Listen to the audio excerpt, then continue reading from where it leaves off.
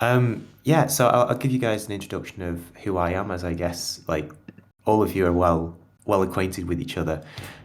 So my name's Harry. I met Nicole in the summer in London, and it was such an amazing experience to meet her. And I know that she's jet setting all over the world at the minute, but I do the art documentation and copywriting for a collection. I don't know if some of you might know it. It's called the Edicurial Collection, and I'll post it in uh, into the cohort text channels after this. It's a really cool collection of emerging and established crypto and digital artists, and I have loads of fun writing about artists, who they are, what they do, where they come from, their careers, and how collectors feel about what they buy. So yeah, it's really great to meet all of you. I gotta be honest, I see a load of new faces. I think that's my fault though. So this session will be really great to kick off. Um, I'll just refresh how this normally goes. So with whichever artwork you feel comfortable with presenting, each person gets 12 minutes each, and the first 3 minutes are spent just in silence, just everyone's quiet, just watching the artwork which is being presented. 3 minutes after that, the group talks about, with the artist still being quiet, about what they've seen, how they feel about it, what they think is in front of them. And then after those 3 minutes are up, the artist comes in and explains what is actually happening in their piece. And then 3 minutes after that, we provide feedback to the artist just to kind of give them some sense of direction. Is it a good path for them? Are there any references that we can forward onto them as well to just kind of inspire them a bit more? And that's the critique. It's a totally relaxed and constructive session. So I hope you all take something away from it. So yeah, I don't know if anyone wants to go first. I could pick somebody.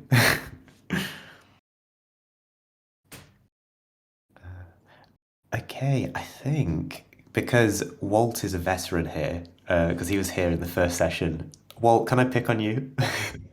I was just about to mention that I could go second maybe because I'm still kind of like preparing a few things about my Sure, works. sure. All good. Yeah. All good. I don't mind going first.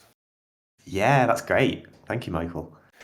I guess I should post a link of what I was gonna do. Yeah, if you send me the link, or just post it in the Chuck it in in. the Yeah, this one's from August. Mhm. Everything is recent, I guess, if it's NFTs, right? In a way. Yeah, relatively speaking. for, Of for, course. for, for a few people here, anyway. Yeah, so I think it was mid-August I minted this one. Hmm. Yeah, guys, I will share my screen. So yeah, no worries on that. Let's see, share my screen. Duck, duck, duck. Excuse me. All right, so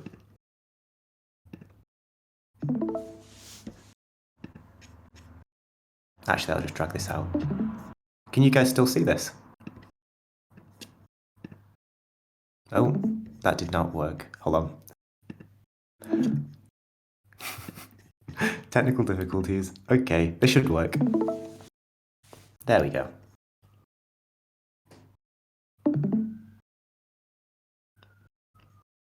Is everyone getting this? Is it Yeah, it's working. Yeah. awesome? All right, so we'll just take 3 minutes having a look at this piece and we'll get back.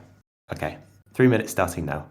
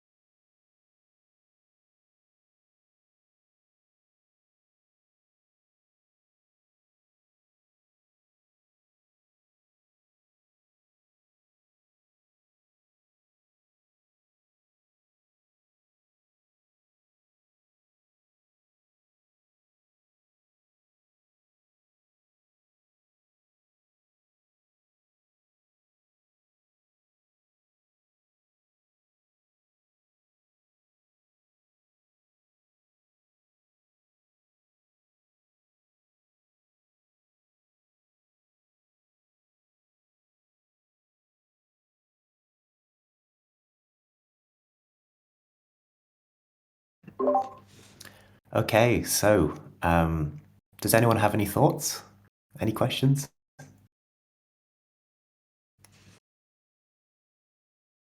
I can start. It's all good.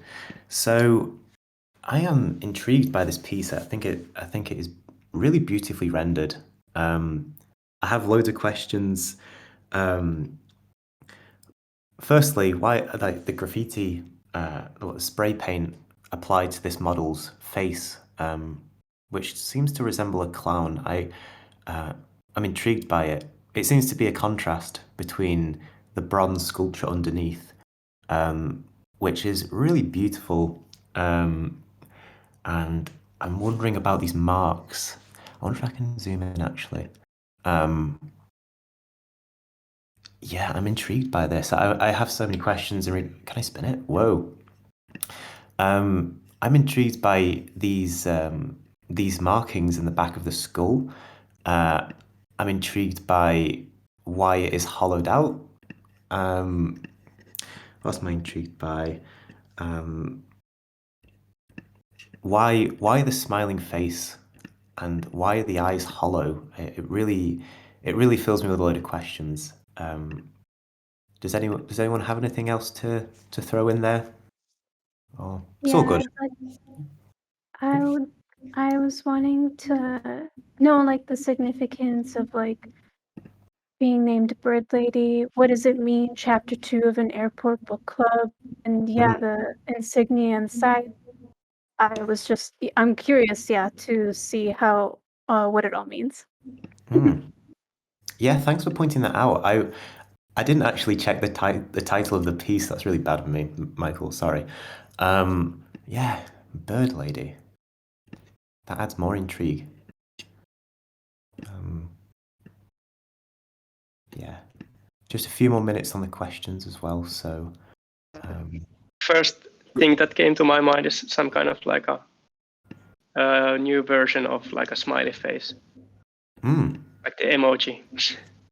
no, yeah, that's a great point. Yeah.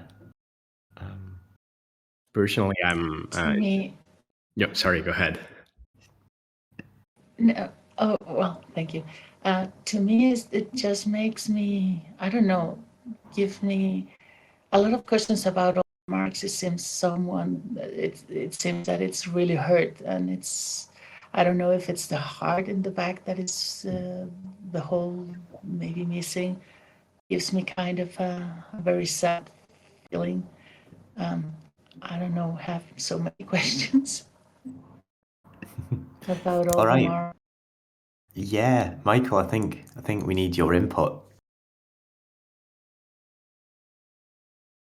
Yeah, personally, I'm very intrigued by the contrast between the body of the statue that's very detail refined, and if you zoom in, you can see a lot of the texture with the mask that kind of covers the most important part of a human figure, the face, if you want to interpret this as a human figure. So I'm curious to hear about the story of this. Yeah. So Also. go on. Sorry. Yeah, I just wanted to say that I really like the materials and the rendering of the. So first, I would say that I consider it as a sculpture, like a digital sculpture, if that means anything. In terms of, so like it's not like literally a person. I would say it's a sculpture of a representation of a person, as it were.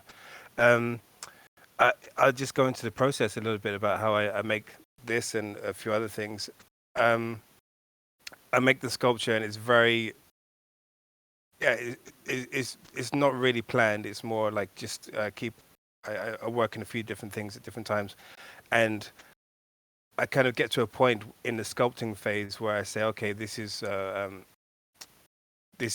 this like captured, as it were, like whatever it was that was interesting me is captured, and then afterwards when I bring it into to paint it, I kind of want to how would you say, disrupt this idea of like, because you go to a place where something becomes like very beautiful, very refined, and then it's very interesting for me to actually disrupt that and to to have another phase, as it were. So I'm reacting to something almost as if I had found an object and I reacted to it, as it were. I think it came from like inspiration from like a little while ago, where I was always walking through the park and I would see this sculpture of I forget the name of the some random important person. It was also surrounded by a few other people, and someone had graffitied on the faces of all of these sculptures, and they're very beautiful sculptures. And I always thought there's a really beautiful juxtaposition between this idea that something is like sacred and it's kept, and someone spent a lot of time making this thing kind of official and like official beauty, and then someone else came along and made something else which was very different but also beautiful in its own way. And I think I want to keep that.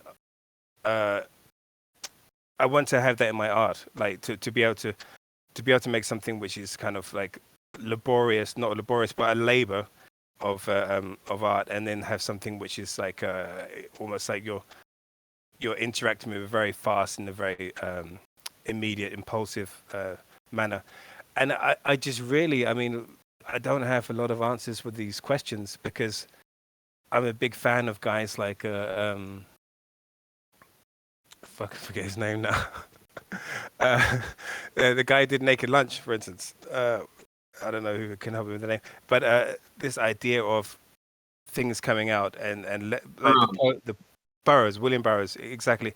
I like this idea of being inside of the poetry of something, so you can say these things which are kind of maybe automatic, and they make sense because of all the things that are going on, because you're having deep thoughts about other things. They kind of I want to make a visual poetry, and also with description and whatnot, kind of an intriguing poetry. So I like to leave a lot of things unanswered when I'm making something. I like to have that intrigue, because intrigue is a very interesting thing, like especially with art. Like I think it's something shouldn't be straight away like expose itself, as it were. There should be something which makes you question. There should be something which is, I don't know, emotionally investigate or something. Yeah.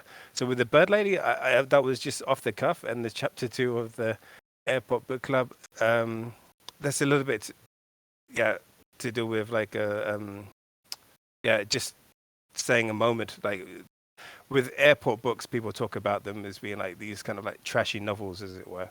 And I thought, well, what was in chapter 2? Well, it's very specifically talking about a very specific type of genre, and it's kind of like it's a trashy thing, but I don't know if that's a way to explain it. I'm talking a lot about this. Have I talked too much? No, not at all. That honestly, when you mentioned about just finding like found objects and then kind of giving them new life, I thought I've honestly just finished writing about this today, and I think it might be cool. I'm detecting a British accent, so I don't know if you're familiar with the Chapman brothers. Yeah. So do you know this? Do you know this series? I literally finished writing about it yesterday. It's called One Day You Will No Longer Be Loved, and literally, it's just I think it's Jake and Dinos Chapman. This is their one-off NFT, but they went to auction houses and there you go. I think I'm lagging. I hope that's not lagging too bad. You get the picture. You can see it. Yeah. It's pretty intense. I actually went to I'm from London, and Sweet. I'm an old lad now. I'm 43, and I was at art school in the late 90s, and we randomly went to I think it was the old White Cube. We went to see I think I went to the private view of their is it Goya, and they just like got all these Goya sketches and they just like deface them. I love this. I love Goya, but I also love this thing that they did. I also hate it, but I love it. Like everything's kind of thing. Like how can you? But it's etching, so it's okay. You know, it's kind of a little bit like etching's a little bit like a NFT edition, right? rather Yeah. than the original work. And I love their interaction with it. And this is something I think in myself, like it's interesting as an artist to be able to separate yourself from your own work and to be able to reapproach it, you know. So it's kind of like walking away, you know, when you walk away from a canvas and then you go back to it. There's a sense of freshness, but I like to do that as in like, well, this is this thing which is going to be like instill, like this is solid, this is staying this way, and now this is a new moment that I'm having with it. Yeah, instead of like going to a point. So yeah, so I get that. I can see the Chapman thing actually. I didn't think about that. So Well, no, you're totally right. I think for everyone here as well, as soon as you step away from, oh whoa, that's a horn in the background. As soon as you step away from your practice for just a second and you look at it from a slightly different angle, or just try and do something instinctively, you'll find a lot of the solutions to your problems. But Michael, I do think I'll send you the link. It's the series is One Day You'll No Longer Be Loved, and it's the Chapman brothers defacing like Victorian portraits from like flea markets and such. They don't have authors, they don't have artists, or nobody really knows who the subjects are. But they're not graffitied over, they're revised to be presented as if they're dying. And I do get a lot of this in your work, so but we should be moving on now. But thank you so much. This is a really cool piece of work. Should be very proud. cheers. It's fun to talk about it. So thank you. All right. Does anyone want to actually Walt? You very kindly sent me a link. Yeah. Yeah, I could go. Cool. All right. So next piece. So let me just check what the name of this piece is. Actually, does this piece have a name, Walt, or is it in progress? Yeah, it has a name. Yeah, it's end of days. End of days. Interesting. All right. So same as before, 3 minutes, and we'll check in again. So yeah, here we go.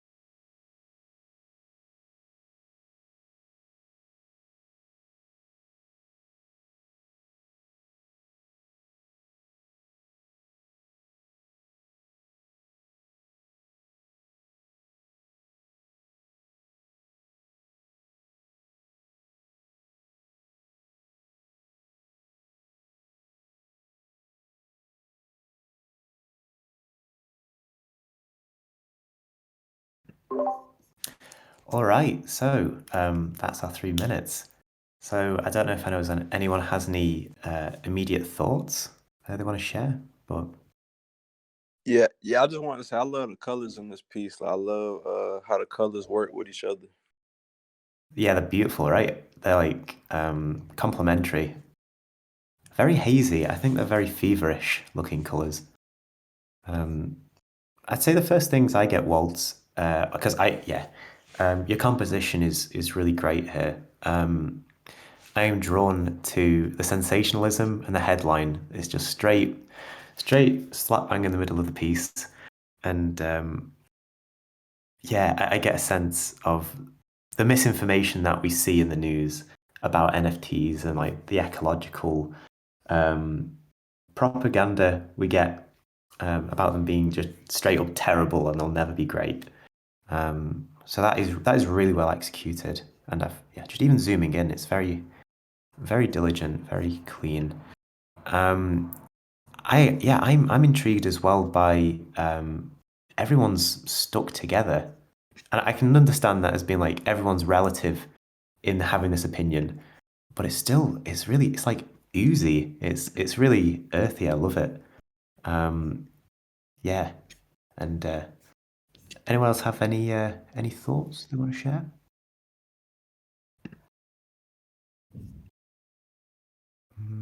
Okay, I guess I also really enjoy this haze that's going on as well. It's as I said before, it does seem fairly like feverish or something dystopian, something evil, and that's it. It just draws me in, and the title, "The End of Days." I keep thinking of like the Ancient of Days, and Bernardine's project. I'm obsessed with that project. But sorry, ignore that. Yeah, beautiful work. So yeah, Walt, would you mind telling us what this piece is about? Oh, sorry, Zareen, did you have something to say? Oh.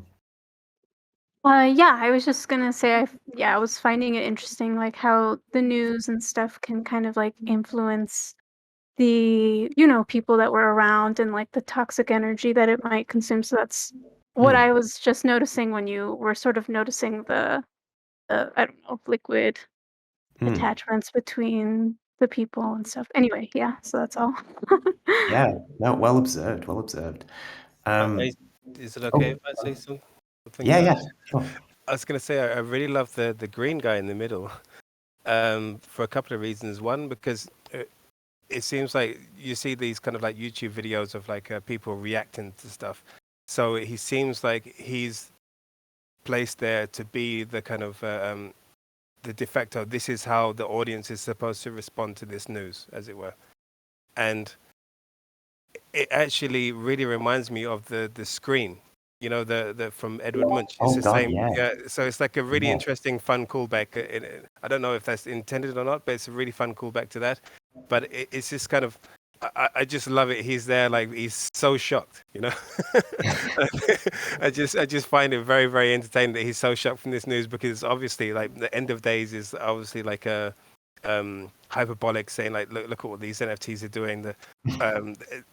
My child, something you can't really see it by the arm. I love that. Like this story about like this parent is worried about the kid having a problem, and he's just like, oh man, look at this, what's going on? This is just the worst thing ever. And yeah, I love the callback to the Scream, but I also love the fact that he is, in a way, it's like a red herring. He's ironically telling us this is how we're supposed to feel about this obviously terrible news that NFTs are destroying and are trending. Yeah, Walt, tell us. I'm intrigued. Yeah, you got that absolutely right. Like, yeah, it has the Edward Munch Scream, kind of like a homage to that. I used that there on that character.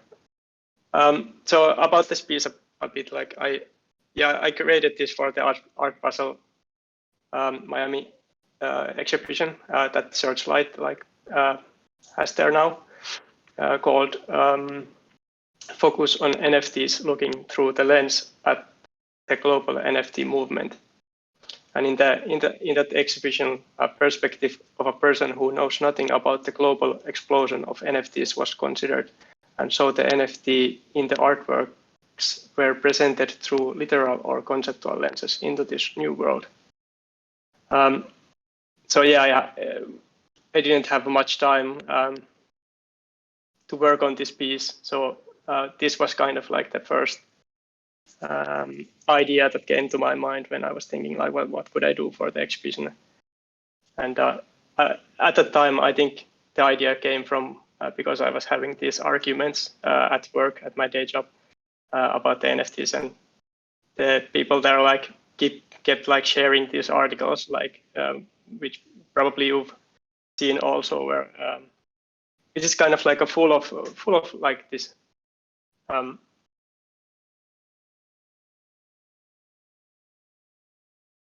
I don't know how to say it, like just kind of like a full-on negativity. Like I don't mind like if the like facts are shared or the issues, if they look at the issues like from the like very practical point, like.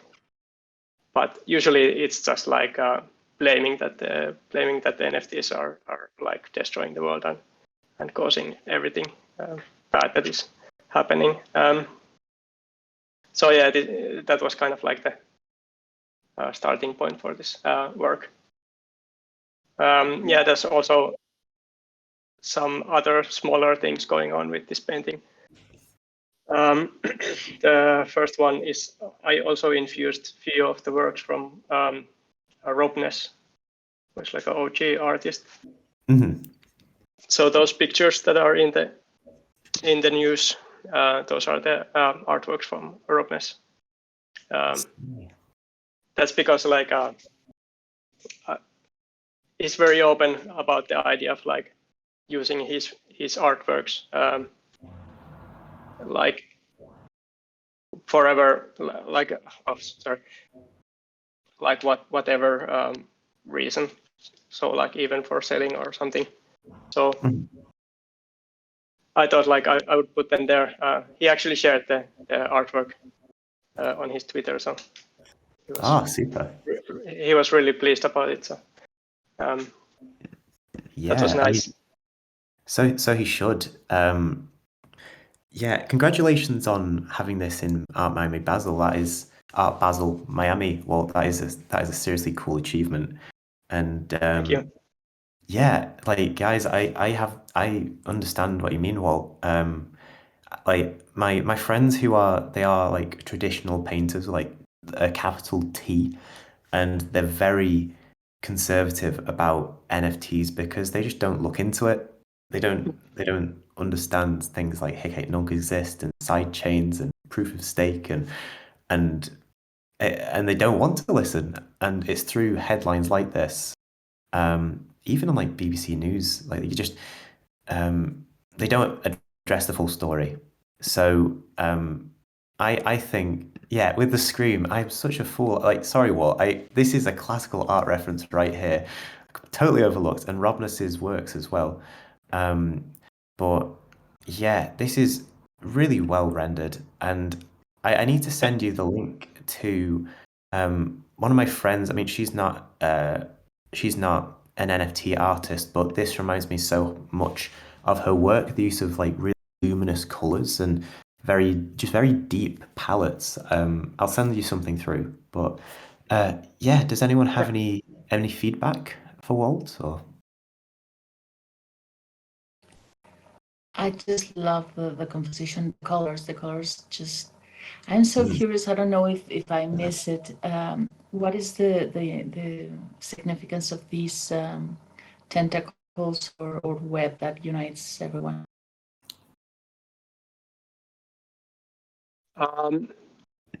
Those don't really have like, or at least I didn't plan them like consciously, like any kind of meaning. It's just like my style of like painting. I usually like do those things that connect things together. Yeah, they're very Love it, absolutely.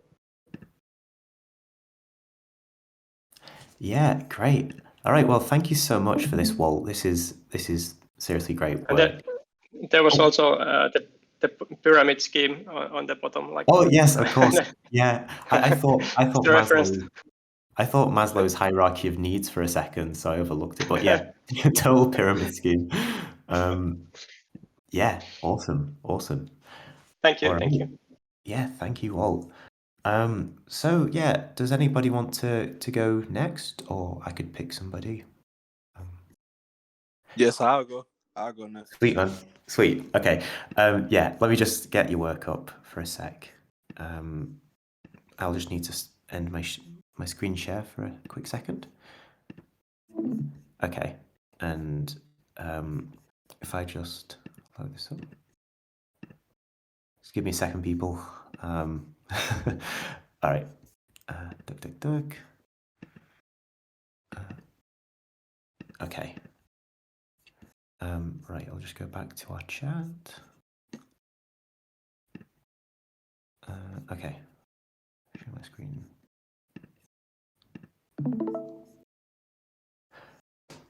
All right. So Christian has said this is a work in progress, which is totally cool, by the way. So we'll give this 3 minutes just to make notes, and we'll feed back. All right, 3 minutes starting now.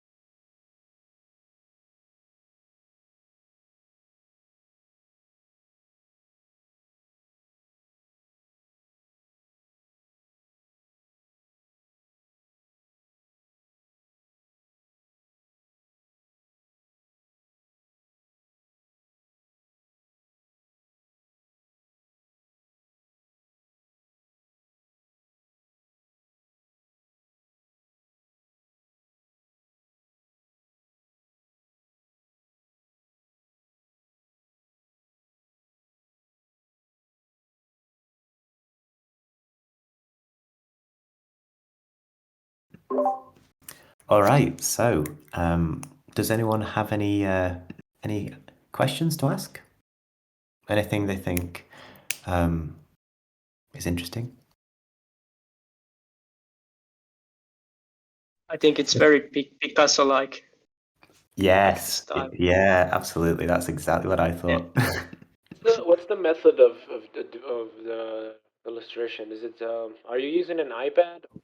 Oh, hold on. We'll ask in a few minutes. We'll try and figure this out together. It does look like an iPad though. Like, is the program Pro Sketch? Does remind me of something like that. I also thought it reminds me of Matisse a little bit. I don't know about you guys. Very organic forms. The actual painting that the composition is from is Damoiselle's Avignon. Oh, yeah. Like from like one of Picasso's earlier works. Like it's kind of like in between his kind of like synthetic cubism, but it's a very striking piece. The thing I wanted to say about it was that was a that was about prostitutes in Avignon, and at the time there was a lot of syphilis that went around, and like all of it, Picasso and his mates got a lot of horrible sexual diseases. But I was wondering about like how are these women being portrayed? Like when that is like such a big thing about the original painting, that they were all like they were women like from this whorehouse basically. What's going on in this picture? The other thing that I actually saw was interesting was actually the patterns of the clothing is like it's a little bit like a kind of early pop art with Jasper Johns and whatnot with the target and the yeah. I was Yeah, it picking that looks up. like like a little bit like raw graphics. Looks cool. Yeah, I dig it. I'm intrigued to see if there is like a reason why to pick this picture. Is it just to like bring that older picture into kind of like a modern day context or whatnot, or is it just interesting, or is there something else going on? Yeah, I mean that is an awesome observation, Michael. I mean, yeah, sorry, that totally flew over my head again. Yeah. Well, Christian, could you tell us more? Yes, I just want to say, yeah, Michael was like really spot on with a lot of stuff. It definitely a reference to the Picasso piece. I actually didn't like. I was aware like of the negative criticism, but I wasn't aware that like for example like the prostitute things. I think I had read something about that, but I wasn't like too sure. And yeah, so I did kind of just want to like make it just my style. Cause I would like when I went to I believe it's the MoMA in New York. It was like my first time going. Cause I'm a youngin'. I'm still like early 20s. So like all the knowledge y'all were giving me, that's very helpful. Also, but y'all going to say like when I first went to the MoMA, I remember like looking at that painting and it was just like something about it. So I just wanted to like make my own style and like the flags. The like I had reference like the David Hammond's flag, like with the green, the red, and the black. So yeah. Yeah. Should read some stories about that time Picasso and his friends and what they got up to. Is very interesting.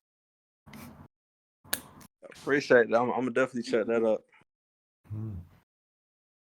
But I've never seen this painting in real life, the Damoiselles, because it's in New York, and that's really cool that you got to see that, man. And like then you actually that you're taking inspiration from these things, like these very old, amazing paintings that I've seen in the flesh. There's so much you can gain from that just by going and looking and drawing and working on it and digesting what they're about. Yeah, exactly. It was so crazy, like seeing that in real life. So I just remember like it stuck with me. So it was just something about that piece. Yeah, I mean, Michael, you're a fountain of knowledge. Like, I've never been to America either, so I haven't seen this in the flesh. But yeah, Christian, what you're doing is great. Taking inspiration from former art histories and just modifying them in the present day with like new meanings and new context. That's like what every great artist does. So yeah, really, really great work. I look forward to seeing this finished. And yeah, I've learned so much about this piece too, by the way, Michael, based on what you said. So well done, guys. Well done, Christian. Yeah, appreciate you and appreciate all the feedback. Thank you. Cool, very cool. All right, so does anyone want to go next? Or I could pick. It's up to you guys.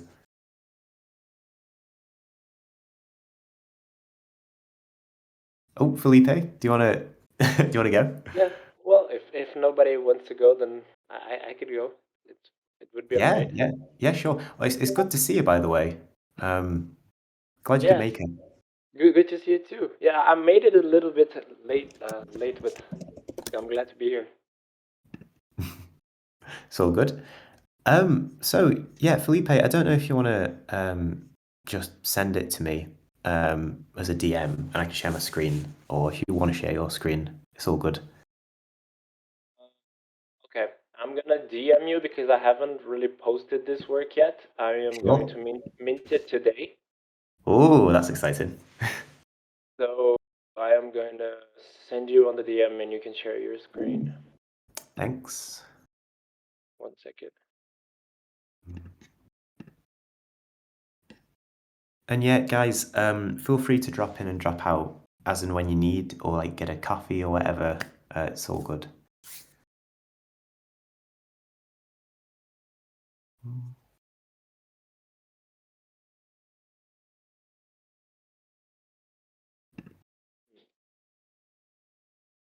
Right, I Wow. sent you. Yeah, I got it. Right, let me just save this.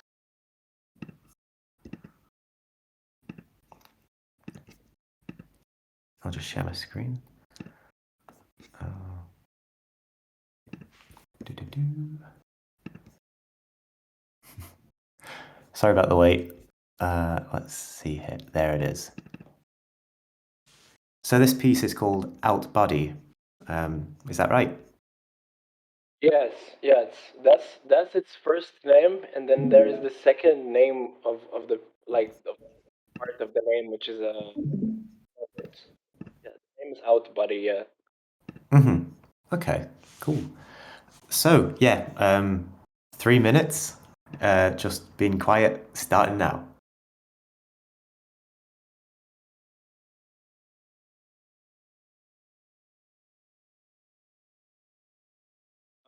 Just one thing. Are you seeing the piece in full res? Oh, it seems like it's changing from full res to not full res. Oh, okay. Let me just try and. I think I'm at.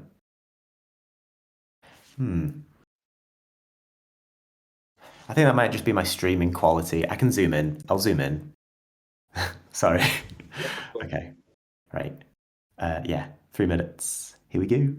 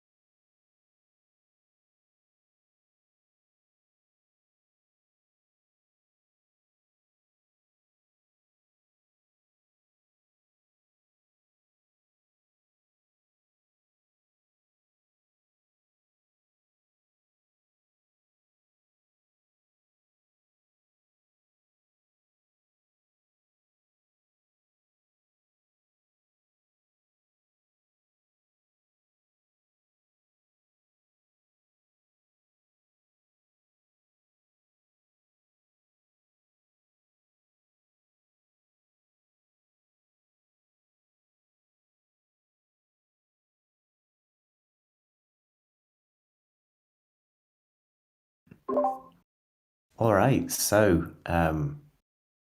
yeah, this is really something. I don't know if anyone has any immediate thoughts. Super emotional. For me, it's super emotional. Super well, anguish collapse. I love the colors, the textures. Yeah, it's like raw energy, like just hits you.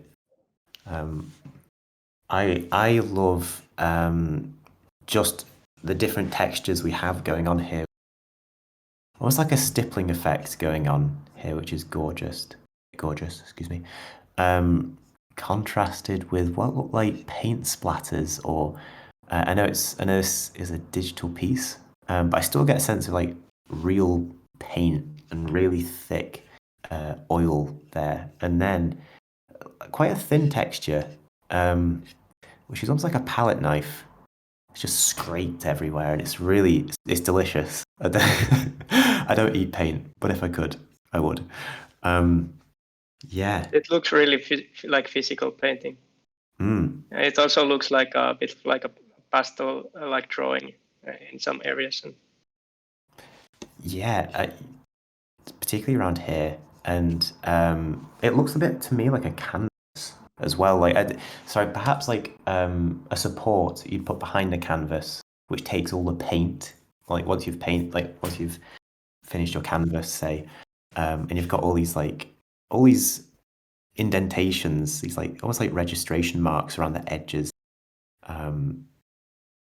Wait, I don't know. It's yeah, gorgeous. Personally, I love it. It's super rich, emotional, as Nat said. It very speaks to my heart. I'm wondering a bit how it's made. I'm super curious because I cannot really, if I would see this in a gallery, I would stop and try to figure out how it's made because it doesn't seem like a digital painting, but physically, I can't even imagine how one would do that. Yeah. Yeah, I'm really interested how it's created. Yeah, it's like it's such a gorgeous like abstract expressionist creation, Felipe. Could you let us in? Tell us about it. Hello, everyone. Hello again. Yes, sure. So this piece is it's made in different parts. I would say, like all my pieces pretty much are made in different separate parts that happen in two different time spaces. Um, One of them would be like archiving textures and experiments that I do with glitch and texturizing a bunch of things. Uh, so I have this archive that I keep feeding it with like experimentations with different kind of softwares, like say like from traditional glitch to touch designer recently, and just basically Photoshop or any visual software. I'll be fooling around, and if something that I think it wouldn't be like a very path towards a finished piece, I'll just keep it as almost like you were all talking about painting, and I see painting to me digitally as something that like sometimes images can be paint in a way because you can alter an image or a certain texture up to a point that it won't even reminiscent the original state in any way because you've blended it and glitched it and twerked it so much that it's just become something else. And in that process of twitching many textures from different origins at the same time and just like merging them into one, then dispersing them into layers again, working it out, merging it into one again is the same logics basically as it would be as painting or even acrylic.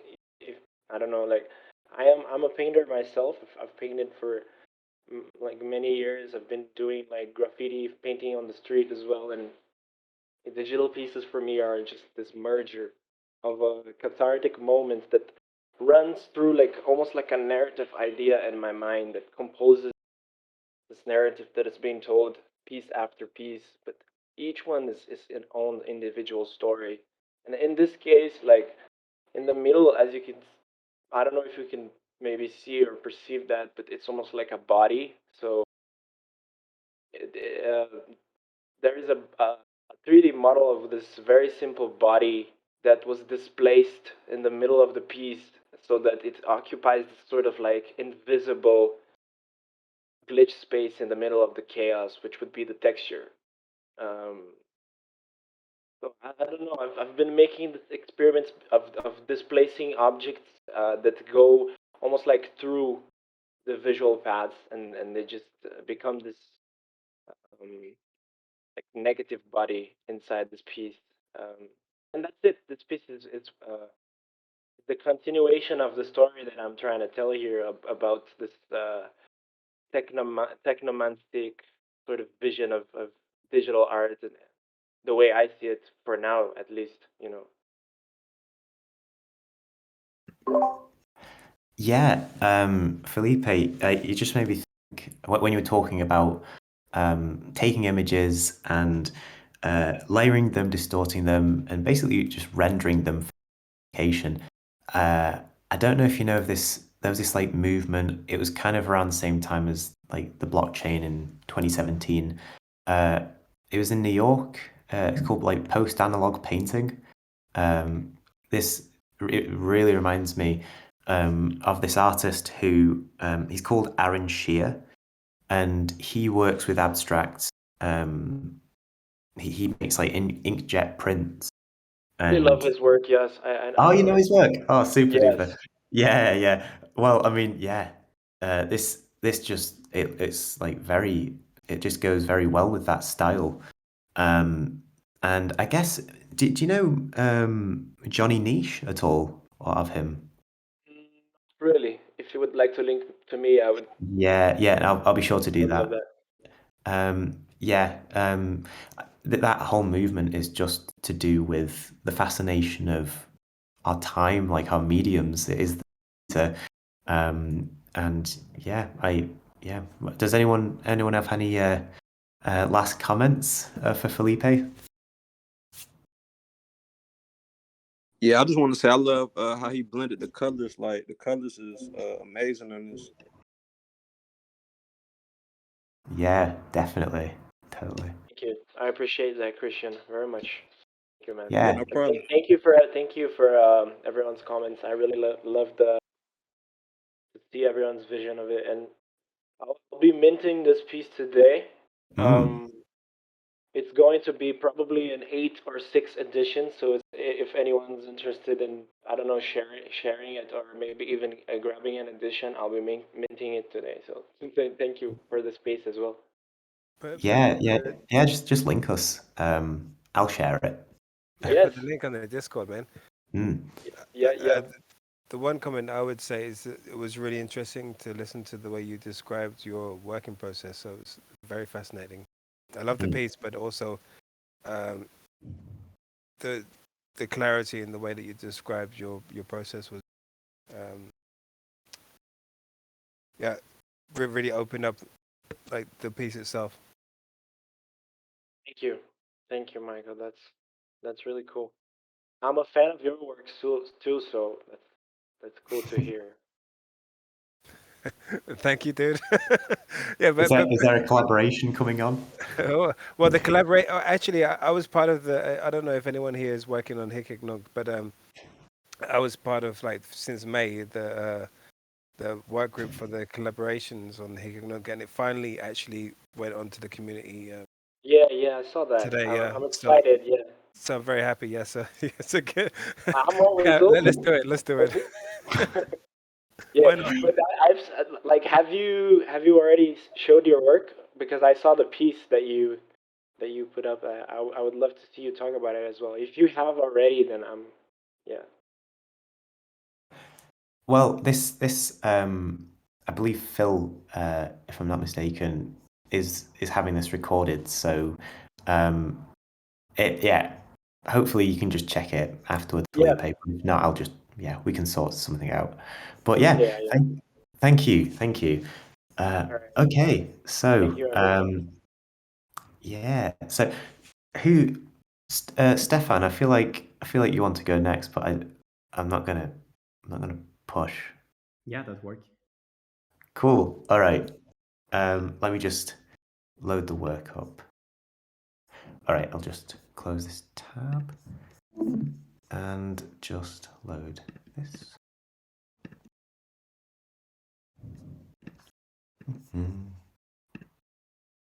Okay, spoilers. Wow. Right. I'll just share my screen again. Maybe if I think that might be as big as I can get it. I'll zoom in over the next 3 minutes, but yeah, 3 minutes starting now. Maybe one little thing to mention, if you refresh the page, each time you refresh the page, you will get a new artwork. It's generative. Oh, it's generative. Oh my gosh. Right. Okay. 3 minutes starting now. It's going to be fun.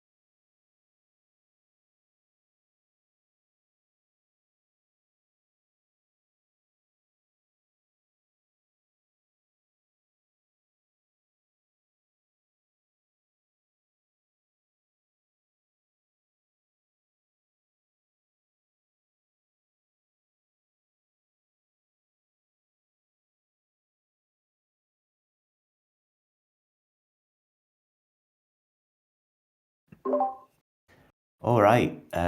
I've been scribbling notes down like crazy.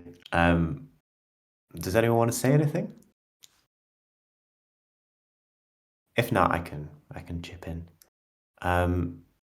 Well, I mean, I'm a bit biased. I love abstract geometry so much.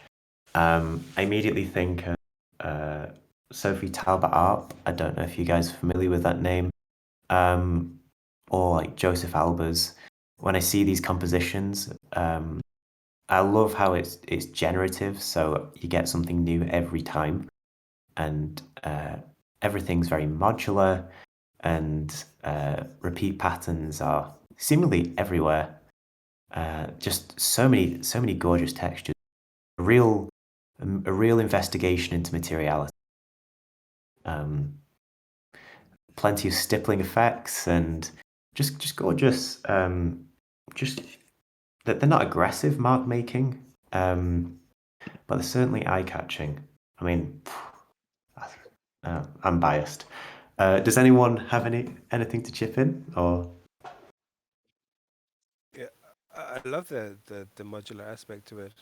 I also was thinking there's some weird sadness to it's a very beautiful work, and the fact that every time you refresh it, like the transients in that motion, like because there was one combination, which I thought was very, very beautiful. I guess everyone has their own moment where that happens, and for it to just go away into the universe is a Yeah, really it is. beautiful, wonderful moment. Like it's like that for me, like art has a beautiful art has transience, and to see something and then never to be able to see it again, that's a really powerful thing. You know what? That is a very good observation. Like when I see these columns, I mean, and these blocks, and when you mix it with that, I feel like I don't know if you guys have ever like read comics or manga, but there are some really sad moments in the, and they're always composed like this, and they always handle like really kind of subject matter. But as you say, you know, once you refresh it, it just goes. But there's just something so beautiful about this. Um, yeah, yeah. Oh, Zareen, do you have something to say or? Yeah, I just thought it was really cool how each piece that's newly generated, there's always one focal point. There's like he's really used contrast really well, maybe is what I'm trying to say. And in each one, there's always something that will always like pull our attention to one side, whether it's like a really small detail or so. Hmm. I think this pattern just I'll stop after this, but this really reminds me of like other traditional post-war modern artists like David Hockney. Like I totally see some of these marks in his paintings, and also like Bauhaus Vasily Kandinsky as well with all these abstract shapes. I mean, oh, gorgeous. All right, I need to stop. Yeah, Stefan, would you kindly tell us more? Yeah, sure. First of all, thank you very much for all the feedback. I love it. I'm feel flattered. This piece, it's a reflection mainly about the future of NFTs and the future of art. When I was doing this, I was kind of trying to envision a future where human go extinct. So yeah, maybe there's also some sadness in here, and a new civilization or something finds our NFTs and our galleries. So each modular piece, it's reminiscent of one work of somebody, and also the one that are fragmented or try to kind of have this feeling of future, past, but also something that got lost and cannot longer be retrieved. Yeah, that loneliness is. I think this rendition is like the most. It speaks the most about that. Yeah. Um, I'm not sure I immediately got that it was about the state of NFTs at the minute. Maybe I'm looking like I'm too obsessed with the patterns to see that, but the fact that it is a generative artwork, which is most commonly associated with NFT, does prove that point. Do you get that, guys? Would you associate this with NFTism? I when I look at it, it brings me like a mixture of like, of course, it's a very unique work. I really like the work as well, especially not especially the generative side of it, but also the generative side.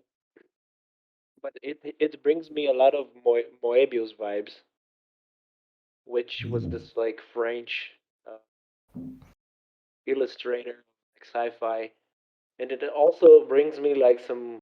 I don't know how to pronounce his name, but Lee McCoxley, which was this guy who did the cover for Cosmogramma, which is an album by Flying Lotus.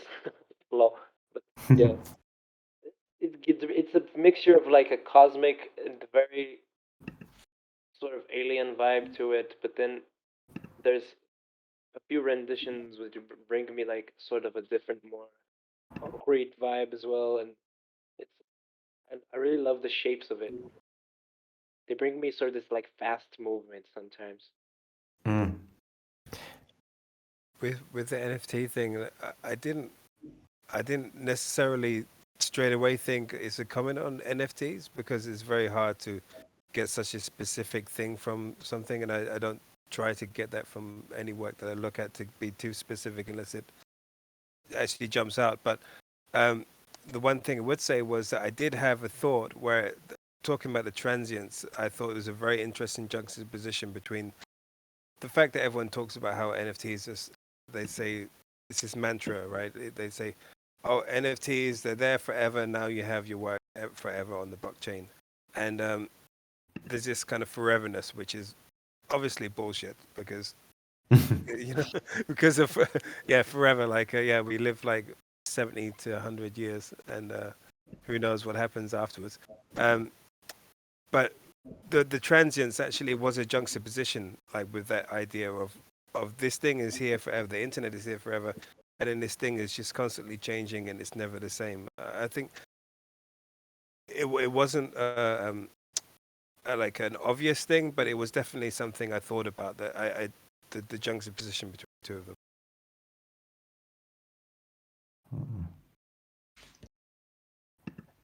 Yeah. Well, thank you so much once again. Yeah, this is just a really strong piece, Stefan. So thank you. I will probably keep refreshing my after this call's done, but yeah, great work. Thank you. All right, so does anyone want to go next? I can. Yeah, I say the same thing each time, but Natalie, would you be comfortable going next? I really like your work. Well, after Stefan, I'm a little bit uncomfortable, but sure, yes. I love it. It's just, I love it so much. I could spend a whole afternoon looking at it and refreshing. Yeah. Oh, I mean that's fair enough. So I guess Naomi, would you be interested? Or No, I mean, no, sorry. oh, sorry. It was kind of a joke. Yeah, I can go. Oh God, I'm sorry. I couldn't. Sorry. All right. Sorry, Natalie. Yeah. If you could possibly just send me a link, I can share my screen. Oh, sorry. I posted in the. Oh no, you mentioned. Sorry, you want to turn on your camera. Is that right? No. I posted the link the in the body work. residency instead of sending it to you directly. Just a sec. Oh, okay. Sorry, my thoughts were all over the place. Okay, Just there it let me is. copy There it. it is. Oh, okay. Okay. I got it. Sorry. All right. Sorry for my humor that got you. Amazing. Okay. Sorry, See. my beautiful internet speed. Look at it go. I'm the same. I had to stop the VPN, otherwise I wouldn't be able. Okay. In the 90s. I'll just. Okay, this should be fine. I'll just zoom my screen out. It's all good. All right. So 3 minutes starting now.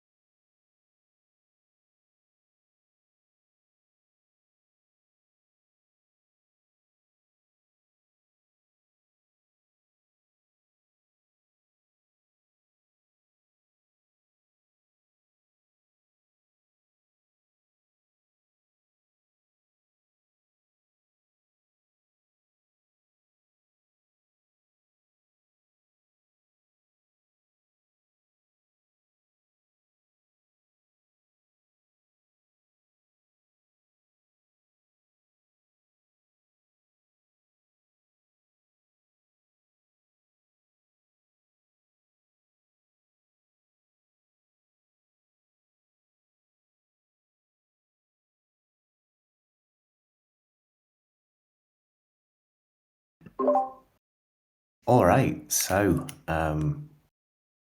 this is a really nice piece. Does anyone have any ideas to chuck in there? If not, I'm like super happy to just give an idea. Oh, go ahead. Thank you. All right, so yeah, I'm just wondering. The first thing that caught me here was like the free line drawing that we get over the car. It seems kind of it seems calming with the rounded forms, and I think of something childish, like a childhood reference, and this you've got like multiple layers of low opacity images that have been put on top of each other, and I think with some different kinds of mark. I see some kind of pen mark up here mixed with potentially some like watercolor going on. I can't be too sure, but it's I wonder why this is the case. Like why all these like transparent layers that have been put on each other, and why the palette? It's kind of dark, but it's also kind of like childlike at the same time. I'm intrigued, and also the car itself. Like, is that a reference to like something in the past? But yeah, what do you guys think? I was gonna say, yeah, I think the one line drawing, I really like one line drawings. It's very like Mm. nice, like calming. You have to be like in a meditation to do it. So I would think that she was probably in a calm state while producing it. And then the car going on this road of what I think are marigold flowers. Just the, I guess I don't know, the poetry behind that. It all looks, yeah, quite nostalgic. Well observed. I didn't know those were marigolds. Yeah, I don't know. Yeah, I think so. Yeah, to me it feels as well something nostalgic, almost like a goodbye in a dream or something like that, with the car going away. So Mhm. yeah, maybe a bit of bittersweet goodbye. Yeah, that's a good point. I didn't actually clock on that the car is not looking at us. It's only going into the distance. I was actually going to ask about the one line drawing, because you made portraits of all of us as well with the one line drawings. Something that you is in your practice. Mhm. Like, do you make like with this picture, for instance, and any others? Is it just a one-time thing, or is it something which you do and then you say actually that's not right, and then you trash it, or you exterminate it and then you do it again? Is it like a repetition thing, or is it just a one moment and then that's done? Because I think about things like what is it with the Chinese calligraphy, like where there's like an art of actually doing something just once, and it being like the whole art is like over the years to be able to get it right, that perfect one time. And I was just wondering about how your approaches were. Maybe before we ask like straight up with the artist, is there anyone who has any other observations? If not, we can just get straight to that bit. All right. So, yeah. Oh, Kaylin. Hey. Yeah, I really love this piece. I've seen some of Natalie's other work, and I'm a really big fan of her art. And this one, I really like. I like this kind of offset, or like this balance between the warm orange color and then the cooler sort of blue, almost purple colors at the top. And it's very like moody and also nostalgic, as mentioned by some other people already. Also probably because of the car itself. I really like these like vintage kind of old cars. So Yeah, I really like this piece. But yeah, I really like the kind of dark, moody atmosphere and like the balance of the cool and warm colors. Yeah, beautiful. All right, yeah, I think it's time we hear back. Okay, I'm wow, they spot on. So all of you, it is bittersweet. It is a goodbye.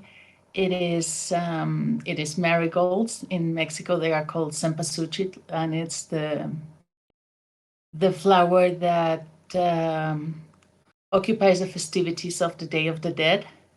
This is called Road to Mictlan. Mictlan is the underworld of the Aztecs. So it's a road that supposedly takes 4 years and goes through 9 dimensions in its way to Mictlan, which is this other world. And it's on his way because this is a series about the Beetle, the Volkswagen, called Vocho here. I didn't want to do it at first because it was a little bit hurtful and maybe to many people in my world because of the history of the car. But then I thought two things. One, in Mexico, it's a car that has been for the last 50 years so fundamental to the culture, so an icon. Most of the people here do not even know that it's not Mexican. They have no idea that of the past, of the history of the car. So that for one, and on the other hand, I just thought, well, let's take it for ourselves and not have this history rob us of other stuff. So yeah, I take it as a Mexican car for 50 years. The last one was produced in Mexico in 2003, I think it was. And this commemorates that last Beetle made Bocho, called in Mexico, that last Bocho manufacturer in the world. And yeah, I think Michael was asking how I do it. Sometimes I get it right on the first time, and others I just have to do it and do it and do it, papers and papers. So it depends. Each one is different, and I can't remember any more questions. Well, I didn't know the Beetle Volkswagen was a Mexican car, so I've learned loads today. Yeah, very moving. Yeah, it's not Mexican. I mean, the history comes from elsewhere that I won't mention, but in here it has been so fundamental an icon since the plant in Puebla started selling them in the beginning of the 60s. Hmm. And the last one was produced here. It was like the last reduct in the world of this car. So for most Mexicans, it's a Mexican thing. But the German word "folk" it actually means like the car of the people. So Yeah, I know. But I mean, if you go into a taxi here, that is, for instance, in the city of Glasgow, the taxis are still Beatles, and you ask the drivers or so many other people in the street, do you know where the car comes from? And most of them will think it's Mexican. They have no idea where it comes from. So I thought that it was good to like not let that dark history of the past rob us of so many other things than those that already has, and just take it as ours, you know. So this is a homage to the Mexican Beetle and this 50 years or so with it. And this is the first one in the series, and it starts from the goodbye, and then I go back. So, as in goodbye into a very welcoming image. Like, is that part of the series? Yeah, well, into Mictlan, into the city of the dead, which is an afterlife with where you have all your loved ones waiting for you. Yeah, well, thank you so much for the context. I do. It does really express bittersweet feeling. And now that it's been mentioned, very iconic to Mexico, and the passing of time. I'm kind of moved by this, actually. So thank you for sharing, and it's really well made. So yeah, great work. All right, so I believe that I don't know how Zareen feels about being next, but they very kindly sent me their work. So Zareen, what do you think? Yeah, let's go. Awesome. All right, I'll get it up. Here we go. Oh, video piece. Cool. Okay. I just wait for my glorious internet to do its thing. Okay. Right.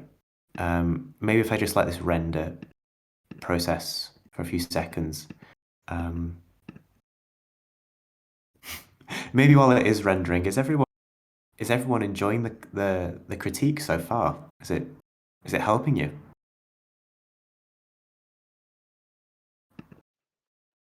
Wonderful. Glad to Yeah, hear it's it. fun. Yeah. We should definitely have more of these, in the future also. You know, I love it. it's so yeah. I totally hope to keep this up with you guys. It's really interesting to see all of your work as well, and really because I don't get loads of time just to look at everyone's pieces at more than just face value. So here, the group, it kind of informs me about how and how solid your work is. So thank you so much, guys. I'm just gonna see. Can you guys see this? It's in my browser. I think once it's downloaded, I'll just do it that way. Glorious internet speeds.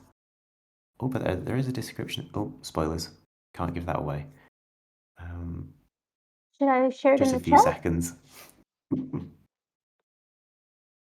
I was going to say about this conversation is really refreshing to talk about art, and actually, I mean, everyone's been on these spaces and Twitter spaces and Clubhouse and whatnot, and the whole idea about shilling work and whatnot is really refreshing that we're not doing this to try and sell our work. We're actually just talking about art. It seems quite novel. Yeah. Isn't it Sorry, I mean, I feel bad for saying this, but isn't it kind of chilling process? Like the coolest thing about art is that you can talk about it within a group, and it's totally cool. Everyone in the group's cool, and you can just enjoy yourselves. I really think that can be devoid in a lot of conversations. All right, so the video, I downloaded it, so I'm just gonna share my screen. Thank you for your patience. So I'll just. All right. So if I just set this to repeat, there we go. All right, so 3 minutes starting now.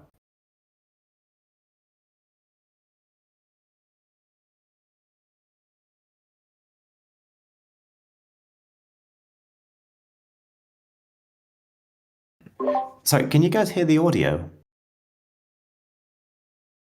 Oh. No. No. I can't. Okay.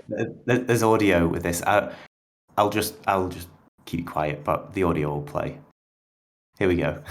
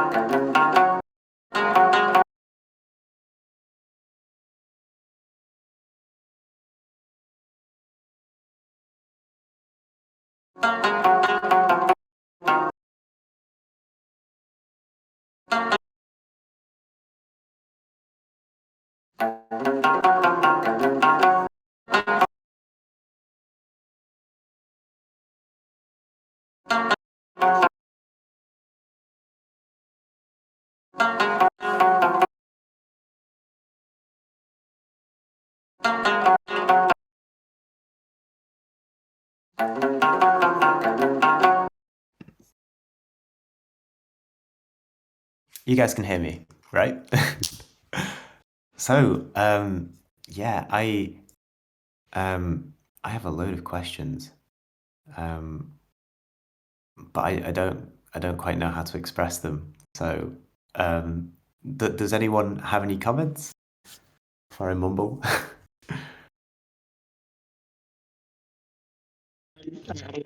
A lot of comments. Yeah. I love there's a lot of things that I really like about it. First of all, is the colors. Like I noticed, I really like the Gorgeous. combination of like the white and yellow and red and with a hint of green. Then I was really like fascinated about the text because I have no idea like what that means and how it's like connected to the work. So it's kind of like a bit of like a puzzle for me. What's happening in it? I don't know like was the audio was glitching for me or like stopping and. Oh, was it? Was that? Yeah, I don't know if it was supposed to be or. Well, did you guys, was it glitching for you as well? It was for me too. Oh, dude, that's a shame. Okay.